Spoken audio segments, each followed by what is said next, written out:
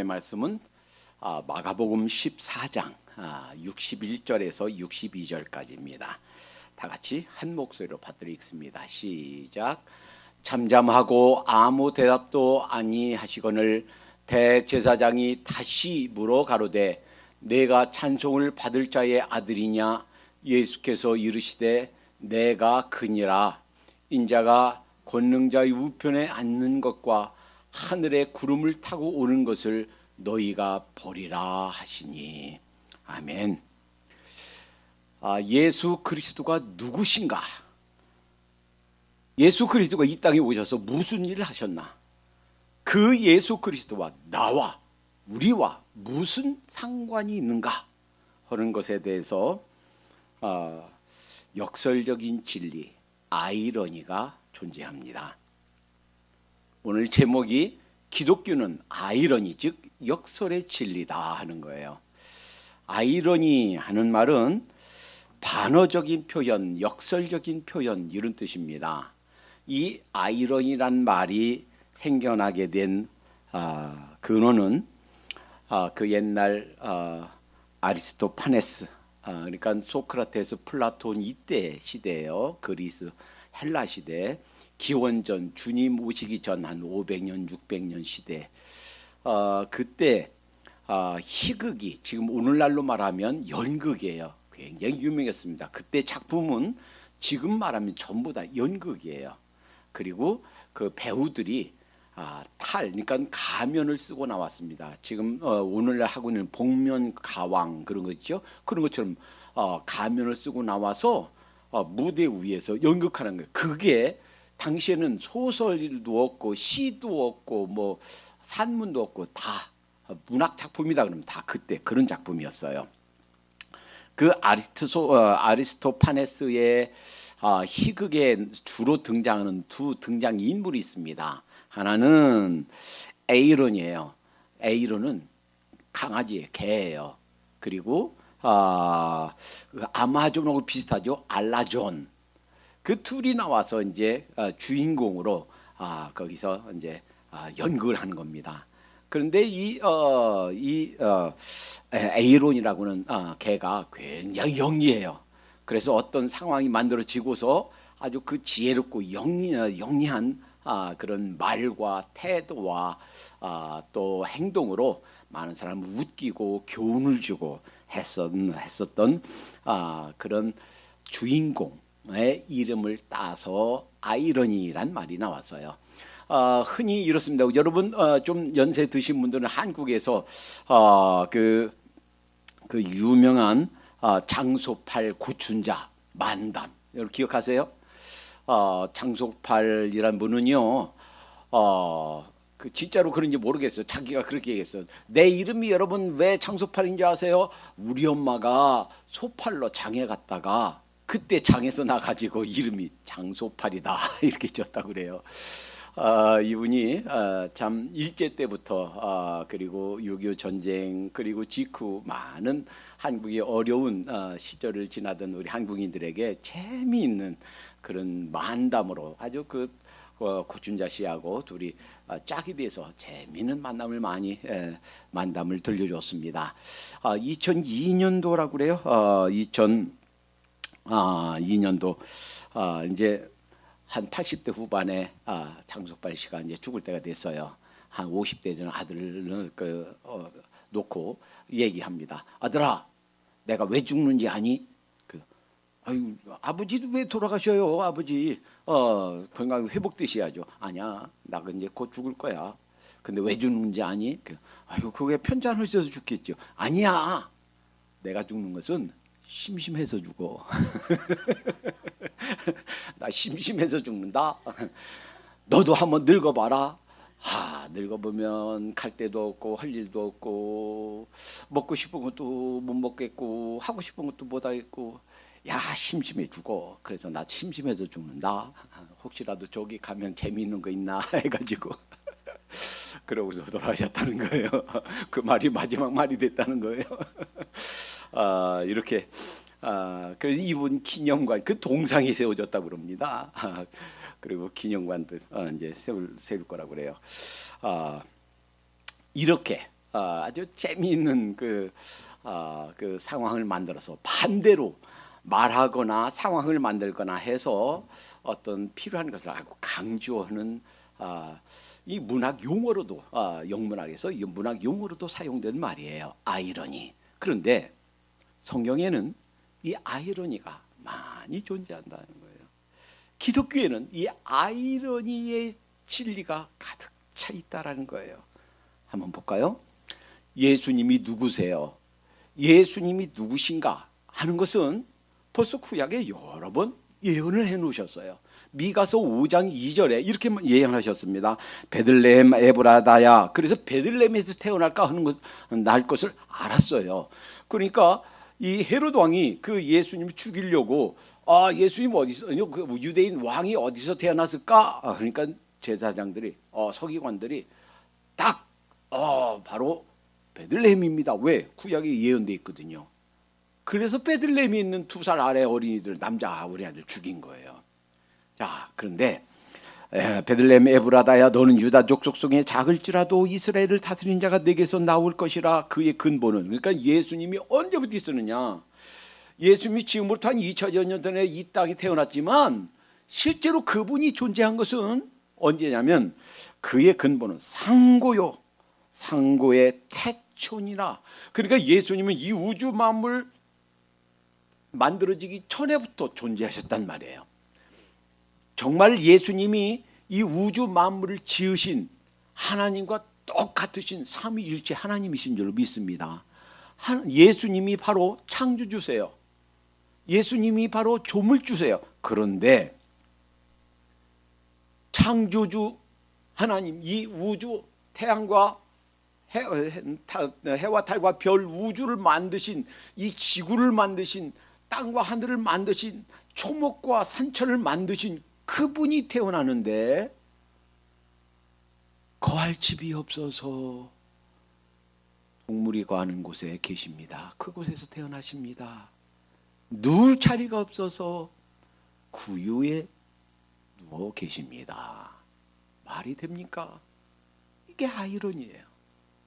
혹시라도 나는 집이 없어요 하시는 분 계십니까? 노여워하거나 슬퍼하지 마시기 바랍니다. 부자인 우리 주님도 집이 아니고 방 한 칸도 아니고 거할 곳이 없어서 구유에 누워 계시다 하는 거예요. 참 아이러니입니다. 예수님의 삶을 볼까요? 우리 학생들은 지난주에 공부하면서 신약계론 공부하면서 살펴봤어요. 책에 나와요. 랍비 문화, 당시 유대 문화에서는 랍비 선생님이죠. 이제 율법 가르치는 선생님의 그 랍비의 문화생들이 그 선생님을 존경하고 섬기고 경외하는 의미에서 그 종들이 하는 이런 자질구레한 일들을 행해서 섬겨드렸습니다. 그런데 발을 씻기는 것만은 그건 너무 비천한 일이야 해서 발 씻기는 것은 안 했습니다. 그러니까 랍비 문화생들이 랍비 그 선생님을 섬기면서 발을 씻어 그 냄새나고 때 있고 그냥 그 발을 씻는다, 그것만큼은 안 했단 말이에요. 그런데 제 설교 준비를 위해서 마태, 마가, 누가, 요한 사복음서에 다 나오는 거 다 찾아봤습니다. 요한복음 13장에 보면 이것이 바로 주의 만찬, 마지막 만찬을 하면서 하신 일이에요. 식사를 드시다가 갑자기 허리를 동여 매시고 그 종들이 하는 거예요. 수건을 딱 들고 물을 떠다가 제자들의 발을 씻기십니다. 얼마나 황송했던지 베드로가 어이구 주님, 저는 안 됩니다. 제 발은 말고요. 그랬더니 내가 발을 씻기지 않으면 나와 상관이 없느니라. 그러세요. 그러면 저 몸도 씻겨주세요 하고 했던 거예요. 한번 생각해 보세요. 찬양을 받으실 분, 경배를 받으실 분, 영광을 받으실 분, 그분이 종이 되어서 제자들의 발을 씻겨주셨습니다. 그 얘기는요, 바로 우리들의 발을 씻기신 거예요. 만약에 우리가 그 자리에 있으면 우리 발을 씻겨 주실 거예요. 12제자의 발을 씻긴 것은 대표성이 있어요. 우리 모든 사람을 씻겨 주신다 하는 것을 보여주신 거예요. 그러니까 이 예수님께서 그 12제자의 발을 씻겨 주신 것은 차마 랍비의 제자들도 너무 비천한 일이라 종들에게 맡기고 하지 않았던 그 일을 우리 주님이 하신 거예요. 그리고서 뭐라고 하십니까?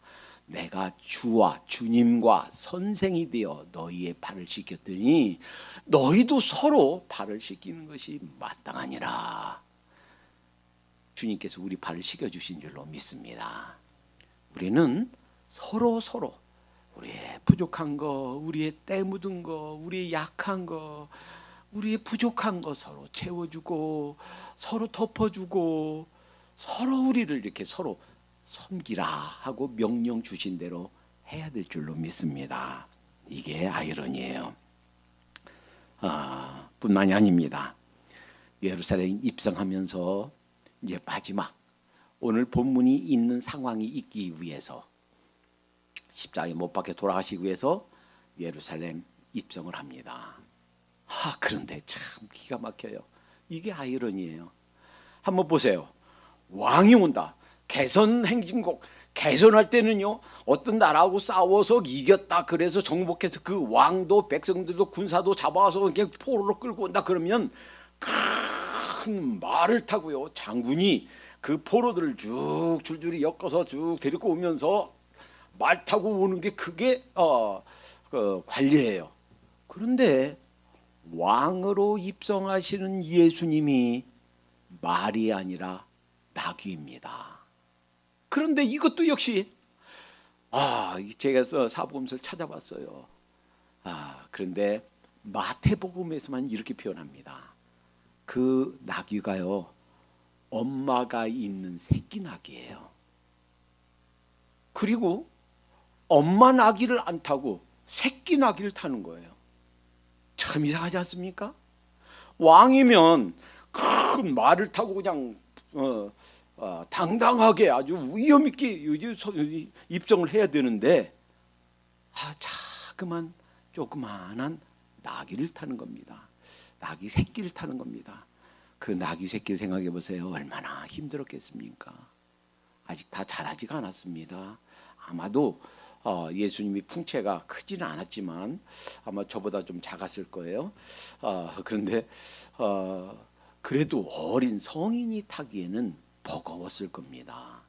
아마도 비쩍비쩍 걷기가 힘들었을 겁니다. 그런데 나귀 새끼를 타시는 거예요. 그런데 그것도 역시 마찬가지.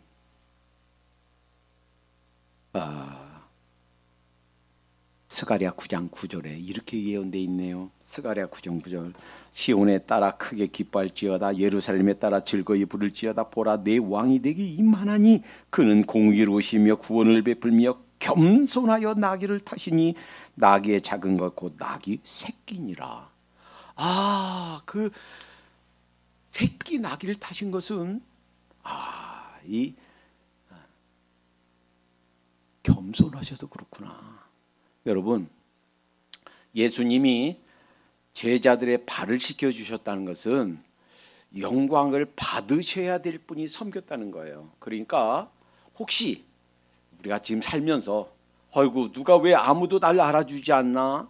누가 왜 아무도 나를 이렇게 인정해 주지 않나? 이렇게 생각돼서 서운하거나 또 노여워하지 마십시다. 주님께서도 이렇게 섬겼다면 누가 알아주든 알아주지 않고 섬기십시다. 주님께서 나귀를 타셔서 이렇게 겸손하게 새끼 나귀를 타셨다면 우리도 모든 매사에 겸손하도록 하십시다. 우리는요, 겸손하려고 그러면 얼마든지 겸손할 수 있는 이유가 있어요. 또 교만하려고 하면요, 누구든지 다 한두 가지씩은 교만할 거리가 있어요. 남들이 못하는 나만 잘하는 어떤 교만할 수 있는 그런 거리가 한두 가지씩은 늘 있어요.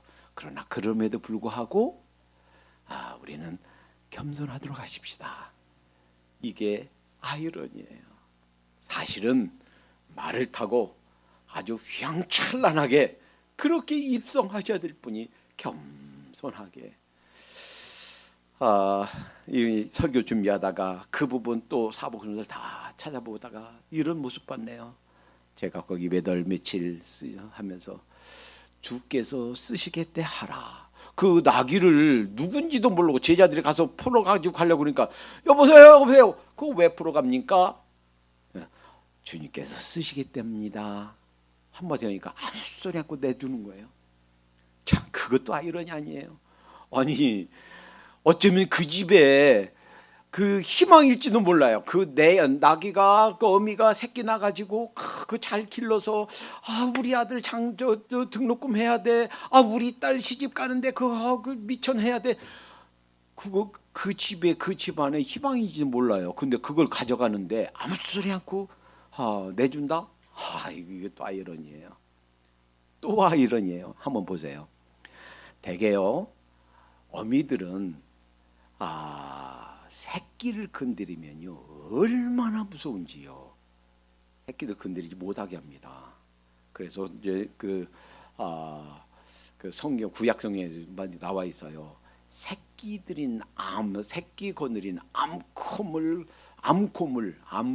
건드리는 거. 이 새끼 건드리는 암곰은요 아무도 못 건드려요. 사자도 호랑이도 아무도 못 이깁니다. 아주 무섭게 변해요. 그러면 그 새끼를 데리고 가서 그 새끼를 사람이 타고 있으면 그 어미 나귀가 가만히 있겠어요? 가서 그냥 들이받고 그 다음에 물어뜯고 해야 되지 않겠어요? 그런데 아마도 짐승이지만 이 나귀의 어미 나귀는 아셨을 겁니다. 세상 사람들이 못 알아주고 저렇게 겸손해서 내 새끼를 타는데 저분은 하나님이셔, 저분은 구세주시여 아마 알았을 겁니다. 차라리 내가 태우는 게 나을 텐데 싶다가도 아이고 그 어린 것 타시고 예루살렘 입성을 하신다. 하나님 감사합니다. 아마 그 새끼에게 말할 수 있으면 얘야 그게 힘드는 게 아니고 영광이니라. 힘내거라. 힘들지 삐쩍삐쩍 금방이라도 넘어질 것 같은 그 어린 새끼 보면서 힘내거라. 힘내. 아마 응원해 줬을 줄로 믿습니다. 이게 아이러니예요. 혹시라도 우리의 작은 거 내가 할 수 있는 조그마한 거 주님께 쓰시겠다 말씀하실 때 아낌없이 쓰시옵소서. 아멘. 그리하시옵소서. 주님께 내드리도록 하십시다. 자, 오늘 수없이 많은 아이러니가 있어요. 가룟 유다를 제사장들에게 은 30냥에 팔았습니다. 나중에 깨달았어요. 죄가 없으신 분 내가 팔았구나. 나 물려주시오. 나 예수님 파는 거 나 그거 리턴할래요. 그랬더니 그는 안 된다. 내가 한 짓이 내가 받아라. 그니 안 된다고 하니까 그 은을 성전 바닥에 확 집어 던지고 가서 자살했어요. 그리고 그 제사장들은 그 돈 연복에 넣으면 더러워진다 해가지고 그걸 가지고 밭을 사서 나그네 묘지로 삼았어요. 이들이 보세요. 아무런 죄가 없으신 분, 그 예수님을 사형해 죽게 내 몸가 아닙니까? 벌써 그들 삶이 그들의 행동이 벌써 부정한 짓을 했어요. 그런데 자기들 부정이지 않겠다고 그 돈을 안 받았어요. 이것도 아이러니입니다. 율법에 의하면 오늘 예수님 이 사람들이 묻습니다. 내가 하나님의 아들 그리스도냐? 이게 오늘 본문이 그거예요. 대제사장이 묻는 거예요. 당신이 하나님의 아들이요 하니까 아무것도 대답도 하지 않고 다시 대제사장이 물어요. 내가 찬송받을 자의 아들 즉 하나님 우주 만물을 지으신 여호와 하나님 창조주 그분의 아들이냐? 그러니까 예수님께서 그때서 짤막하게 말씀하십니다. 예수께서 이르시되 내가 크니라. 맞다. 내 말이 맞다. 내가 메시아다. 내가 하나님의 아들이다. 내가 우주 만물을 지은 창조자다. 아주 간단히 말씀하시고 인자가 그러니까 내가 인자가 권능과 하나님의 우편 앉은 것과 하늘의 구름을 타고 오는 것을 너희가 보리라. 그러니까 이 대제사장이 하는 말이에요. 여기에 더 무슨 증거가 필요하냐? 이 사람은 하나님 모독죄로 사형에 해당된다 하고 사형 선고를 한 것입니다. 참 얼마나 아이러니한 상황입니까?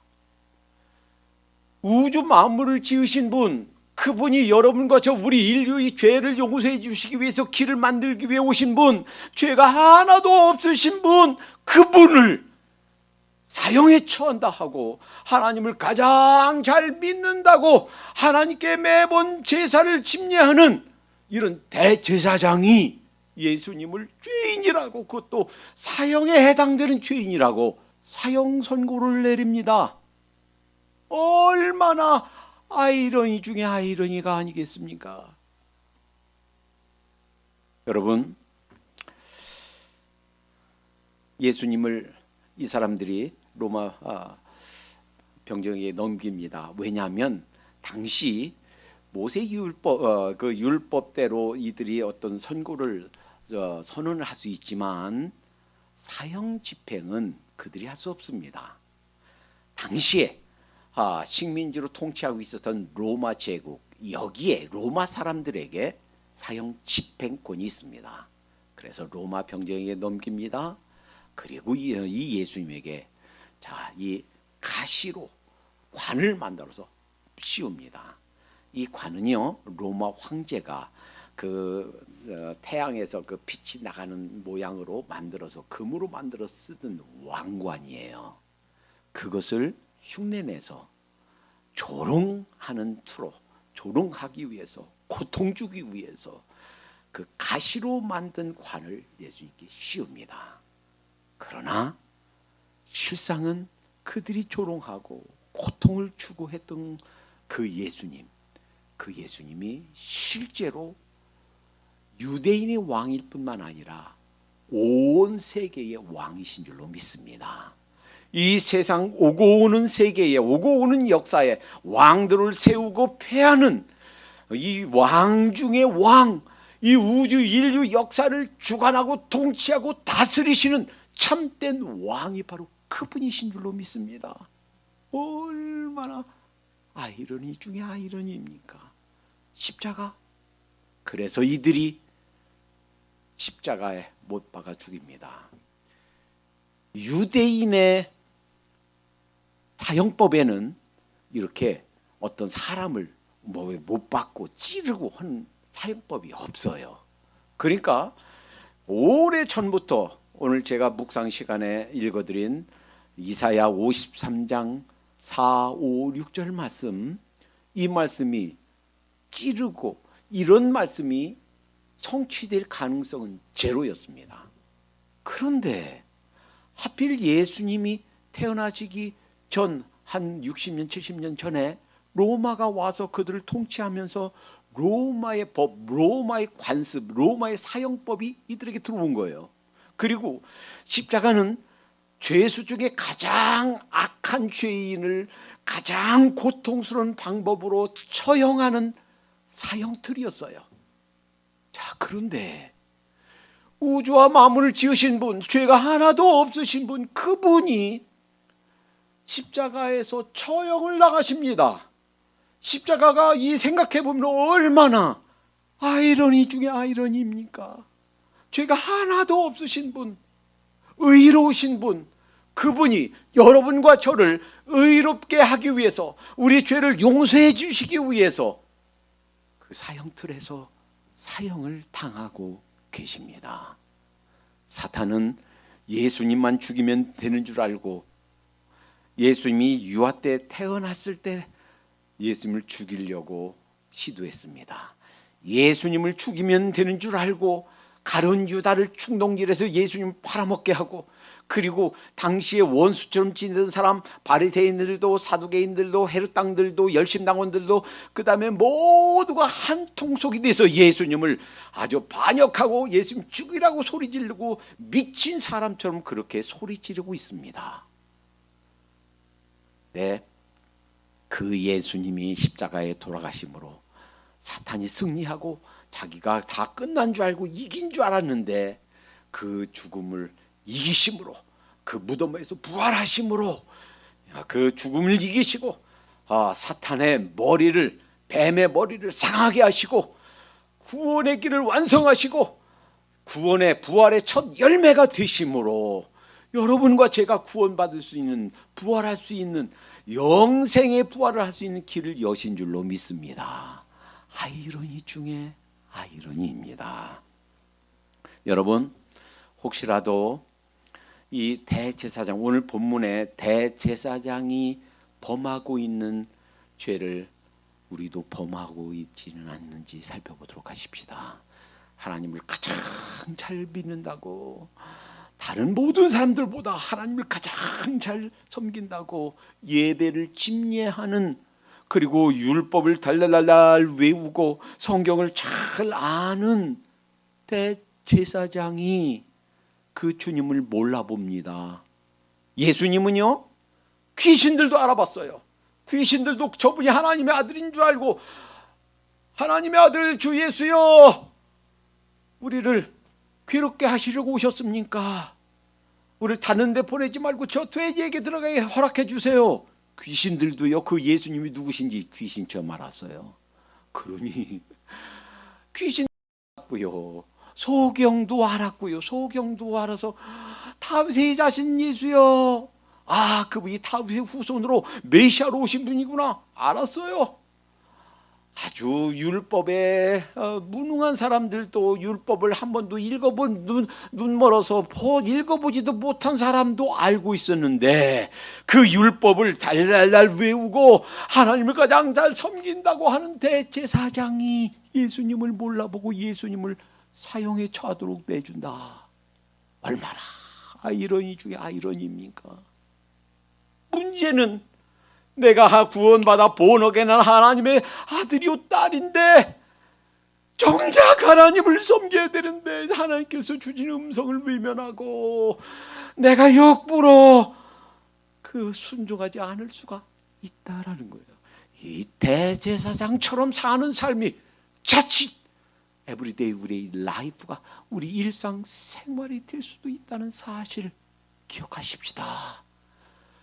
이 아이러니가 오늘 내 삶에서 다시 반복되지 않도록 하십시다. 주님께서 어떠한 말씀을 들려주실 때, 주님께서 어떤 것을 깨닫게 해주실 때, 내 완악한 고집 때문에, 왜 내 완악한 욕심 때문에, 내 말도 안 되는 안락과 평강을 추구하는 이 세상적인 안목에서 말씀을 불순종하는 일이 없도록 하십시다. 여러분, 이것도 아이러니예요. 예수님이 뭐라고 하셨습니까? 마태복음 28장 20절에 볼지어다 내가 세상 끝날까지 너희와 항상 함께 있으리라. 예수님이 이게 빈말이 아니에요. 그런데 사도행전 1장 8절 9절에 보니까 자, 이렇게 마지막 유언, 이제 지상 명령을 1장 8절에 말씀하시고 나서 9절에 보니까 예수님이 하늘로 올라가시는 거예요. 그리고 올라가니까 구름이 다 덮여서 안 보이는 거예요. 아니, 이게 무슨 말입니까? 내가 너와 함께 있을 거야. 영원토록 항상 함께 있을 거야. 그러면서 가시다니 말이 됩니까? 아이러니이죠. 그런데 바로 그 뒤에 사도행전 2장에 보니까 성령님이 오십니다. 그 성령님은 예수님이 약속하신 분이에요.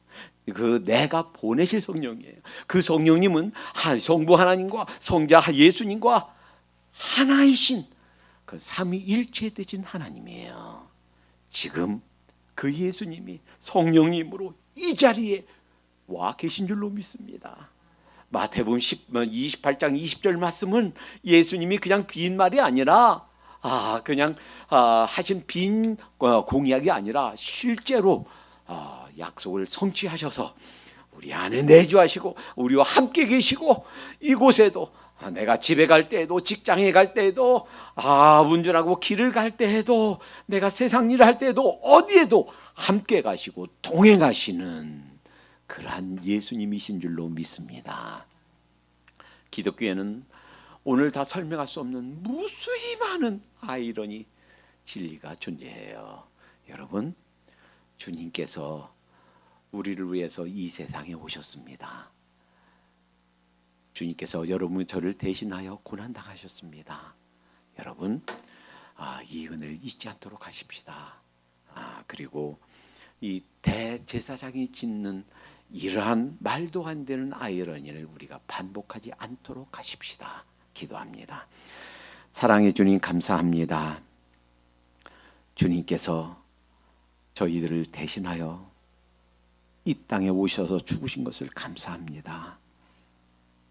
주님께서 겸손하게 섬겨주신 것처럼 누가 알아주지 않고 인정해주지 않고 칭찬해주지 않아도 하나님 서로의 발을 씻기는 삶 되게 해주시옵소서. 주님께서 말이 아닌 새끼 나귀를 타신 것처럼 저희들 겸손하게 해야 될 일을 감당할 수 있도록 인도해 주시옵소서. 그 옛날 새끼 나귀가 그렇게 힘들어도 비척거리며 자기 사명을 잘 감당한 것처럼 힘들고 어려워도 저희들에게 맡겨주신 일, 저희가 해야 될 일, 내가 할 일이라고 깨닫게 해주시는 순간 하나님 순종하는 저희가 되게 해주시옵소서. 대제사장이 참 아이러니하게도 하나님을 가장 잘 섬긴다고 하면서 그 보이는 하나님으로 와 계신 예수님을 알아보지 못하고 핍박했던 것처럼 그렇게 예수님을 핍박하는 저희가 되지 않도록 인도해 주시옵소서. 우리 삶에서 주신 음성이 무엇이든 우리 주님께서 부탁하신 것이 무엇이든 하나님 즉각 순종하여 주님의 마음을 기쁘게 해드리는 삶이 되게 해 주시옵소서. 예수님의 이름으로 감사하며 기도합니다. 아멘.